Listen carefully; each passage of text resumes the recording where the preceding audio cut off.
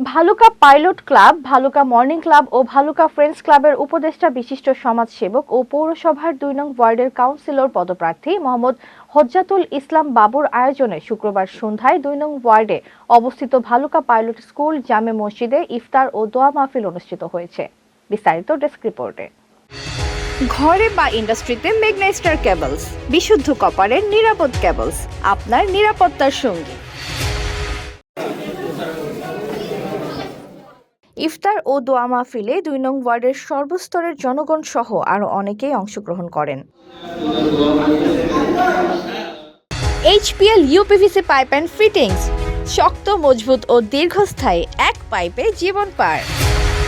এই আয়োজনে দেশের কল্যাণ এবং সবার সুখ সমৃদ্ধি কামনায় বিশেষ মোনাজাত করা হয়।